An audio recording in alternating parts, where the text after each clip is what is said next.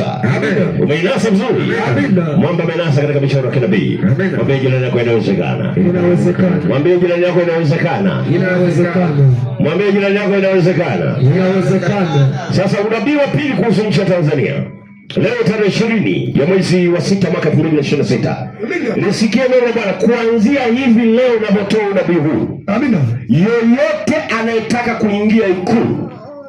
Yoyote anataka kuingia wapi? Ikulu. Sio kwa ridhaa ya watu. Sio kwa ridhaa kutoka kwa Yesu. Umeelewa sasa? Bwana asema hivi, Ikulu hataingia. Atasikia kwa sauti kwamba kuna Ikulu. Mlangoni Ikulu hataingia. Kiwa kikundi cha watu wanaoamua kushuka watu ili kupeleka watu kwa mikakati yao, Bwana asema hivi, hawataingia wapi? Ikulu. Asema mambo ya sheria sawa. Ni amri bado Mungu sheria sana ananiambia. Anaambia kuanzia sasa atakayeingia Ikulu ni yule ambaye hatakuwa na nia ya kutaka kuingia Ikulu, lakini watu watasema bwana huyu anatufaa. Menelezo na mwamba naye amesema hakika huyu anafaa. Ikulu ataingia. Kama hakutokana na Yesu, narudia tena leo, kama ukutokana na Yesu, Ikulu utaingia. Utasikia kwenye hadithi na magazeti kwamba kuna Ikulu. Asema mambo ya shauri Yesu bingu. Narudia tena. Na nazungumza tena. Na hapa nasikia sauti mwamba ananiambia, iambie na Zanzibar pia.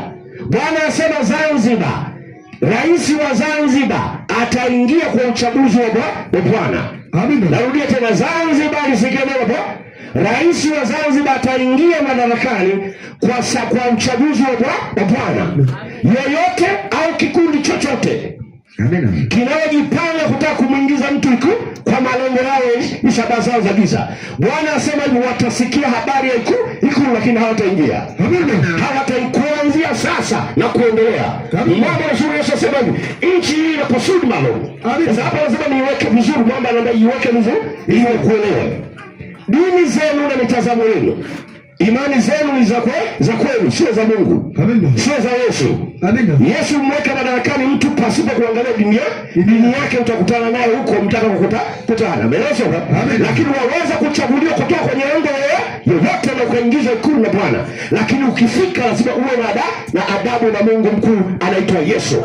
Yeye ndiye mfalme wa falme na yeye ndiye Bwana wa Bwana. Kasome Biblia yako utagundua kwamba mtawala wa dunia ni Yesu. Ukiweka neno hilo kasaini kwenye kimeza yako, kwenye ofisi yako, hata kama ukitoka unaenda kuabudu kingine, lakini ukimtambua utaishi salama. Asema Mungu ashuri Yesu. Kuanzia leo na kuendelea, Tanzania lisikie neno la Bwana. Ikulu ataingia mtu ambaye Yesu anamtaka aingie, sio kwa itikadi na mitazamo. Lingine analiweka vizuri. Makanisa ya Kiprotestanti na Pentecost yanahubiri habari za Yesu. Wengine mmejiingiza kwenye siasa. Hili naitangaza hapa sio jambo la kiimani. Hili ni amri ya kinabii.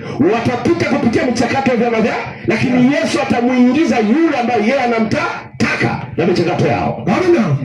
Makanisa kaeni pembeni. Hacheni hoja za kutaka mtu wenu aingie wapi Ikulu. Hakuna jambo hili kwenye nchi ya Tanzania.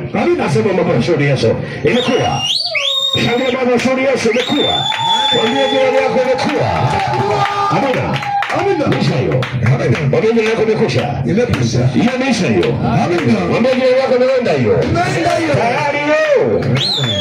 Wale wanaotafuta madaraka kwa njia za giza, sawa? Nisikie neno la Bwana, muda wenu umefika. Muda umefika. Ikulu ataingia mtu ambaye Yesu anamtaka. Ndani ya michakato yenu wenyewe utasema fulani huyu anatufaa. Yule ambaye watu wamemwandaa kwa vikundi kwa shabaha zao, yule hataingia Ikulu. Mwambie jirani yako haendi Ikulu. Mwambie Yesu amesema haendi Ikulu. Naona mabodigadi wa kiroho Yesu wako Ikulu pale mlango. Hatapita kupenya ndani. Mwambie jirani yako hataenda ndani. Hatapita ndani. Hataingia ndani. Ataishia mlangoni. Asema mambo ya shauri Yesu. Unabii huu ni maalum kuhusu Tanzania. Na nimeweka anwani hii ya kinabii katika nchi ya Tanzania. Na hakika ni kuwa Amina. Shangilia Bwana Mashauri Yesu. Kutoka maskani milioni 20 kutoka jiji la Mashariki Tanzania kwenda barani Afrika na kwenda kwa dunia kama anwani maalum. Shangilia Bwana Mashauri Yesu. Amina.